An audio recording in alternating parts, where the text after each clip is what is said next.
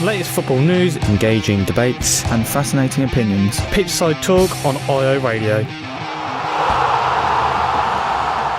So kicking off the games for Sunday, it is Southampton versus Brighton, and for Southampton, Giuseppe could feature despite being substituted off against Manchester City because of a groin problem. But Danny Ings still remains out with a muscle problem. But for Brighton, some bad news. Tyler Lamptey is now out for the rest of the season with a hamstring problem, which he requires surgery on, and Aaron Connery is unavailable due to a cracked rib. But Piers, this game here could have big ramifications on both sides season, really. Southampton, they want to move away from that relegation zone. They've been losing games left, right and centre. Victory for them 10th to 11th. But for Brighton, they're in the relegation zone. Only 3 goal difference separates them from the drop. This game here is massive for both sides. Yeah, it's massive for both sides. Two sides that it's funny because they both have really good forms. I mean, at one point Southampton were top of the league, so it's crazy. And they beat Liverpool, and they were being praised, and they've gone on this run. Brighton had a terrible start to the season, then come back, had a good bit of form. I think they played good football this season, but 3 losses on the bounce. Losing to teams like West Brom, that's what's going to get you relegated. So both teams have definitely had key players injured, but then.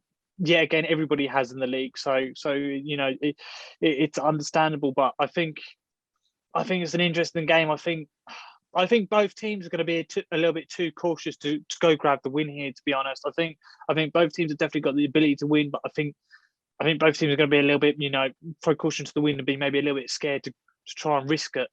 So I think it's going to end up being a draw, and I'm going to go 1-1. So it's Leicester versus Sheffield United today, and for Leicester, their squad has been bolstered once again with availability of Johnny Evans, Dennis Pratt, and Iosi Perez after their injuries. But James Maddison will not return after the international break now due to his ongoing hip problem.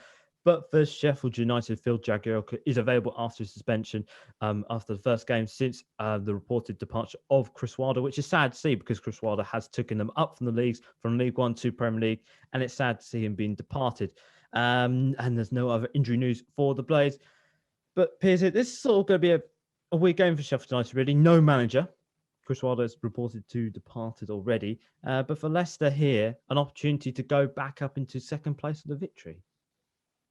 Yeah, it's a real shame for Wilder, obviously. I think maybe, out of pure respect, I would have given him to the end of the season, but obviously this is how football works these days. So it is what it is. Obviously, Sheffield United in terrible form, obviously. So, there's not a lot you can say against them. They've come up against a real test in Leicester, who obviously got the win against Brighton just about. I feel like they're starting to sort of simmer off now. I think they're starting to drop points here and there, but obviously nonetheless Leicester is still a dangerous team. It'd be a shame for them not to have Maddison. I think he's had a terrific season this season, and to be honest, I think this should be a good game for Leicester to try and build some confidence, and hopefully for them to try and create a gap between the 3 teams below them that are really on them. So I think Leicester should get the win in this one. I think it should be good for them, and 2-0 to Leicester. So it's the North London derby today.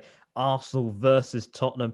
And for Arsenal, no new injury report for Mikel Arteta's side after the win over Olympiacos, and he has a fully fit squad to choose from. But for Jose Mourinho, he expects Harry Kane to be fit again and some rotation back inside with Gareth Bale, Reguilon and Alderweireld all set to be recalled to the side. But Piers, this is a big game here. The North London derby. Tottenham won it last time out, but both clubs are not having a great season. Arsenal, they're trying to get back into the Europa League spots. They're doing quite well in the Europa League. They could go up to 9th place here with a victory. But for Tottenham, they're trying to keep that push alive for top 4 football here. So it's going to be an interesting game to watch. Yeah, definitely the best game of the weekend. The North London derby. It's always a good game, always a bit of drama, so it'll be good to watch. Obviously, last time these two played each other, Arsenal will start to be on a bit of a decline. They weren't doing well. Obviously, they ended up going 15th, a few games after that. So I feel like Arsenal really sort of started to turn around. Obviously, they had a draw last time against Burnley, but I feel like they're starting to grind out results. And I feel like that was a big win against, obviously, Olympiacos for them. Obviously, a team that knocked them out last time. So it'll be a big boost to them. Obviously, Tottenham, on the other hand, have also come through a terrible stretch of form. Obviously, a good win in the Europa League for them. 3 wins in the bounce in the league, so it's looking good for them. But saying all this, it means nothing when it comes to a derby. Obviously, form goes out the window. Tottenham's defense, I think, looks weak at the moment. Similar with Arsenal's. Obviously, they've had some mistakes with the goalkeeper. So I think it's a toss of a coin here. And I just think just with the way that they've been playing at the moment and the way that Mourinho sets up, I think Tottenham will just get the win here in the North London derby. And I'm going to put my neck on the line and say 2-1 to Tottenham. So it's Manchester United versus West Ham today. And for Manchester United, they've got a problem up top, a shortage of strikers. Anthony Martial, he's out with a hip injury. Marcus Rashford and Edson Cavani are all expected to miss out on this game. But Diallo, who scored on his debut, can make his first league appearance in this game. For West Ham, the loanee of Jesse Lingard is ineligible to face his parent Cubs, who missed out on this game. Ogbonna is still out. Fredericks and Masuaku and Yarmolenko are all doubtfuls for this game. But Piers, this is going to be quite an interesting game here. West Ham are having a fly of a season here. And if results go their way, they could be back in the top four. But for Manchester United, they got that victory against Man City here, and they want to build on that. They've had a season of inconsistency, and this is the perfect opportunity to possibly do it. Yeah, definitely. It'll be a really, really good game against two teams that play well as a recent. I'd be interested to see if that Diallo plays. I'd like to see him play. Obviously, a good goal against AC Milan. Obviously, an interesting game for Manchester United during the week. Obviously, conceding right at the end.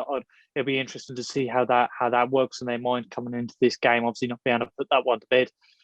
West Ham, on the other hand, they've had tests in front of them and they've put away. The only game they've sort of really lost as of recent is the Man City game, and they'll go on to be champions anyway. So, to put two away against Leeds and to play, really playing off the pitch was really good by West Ham. So I think it'll be an interesting game. Obviously, Manchester United aren't a team to mess around with, but with a lot of their forwards out, they will struggle. I think personally, just the way that West Ham have been playing at the moment, I feel like they can nick something off Manchester United. Manchester United have dropped some silly points here and there. Obviously, they got a good win against City, but I think it's going to end up being a draw, and I'm going to go for a 2-2.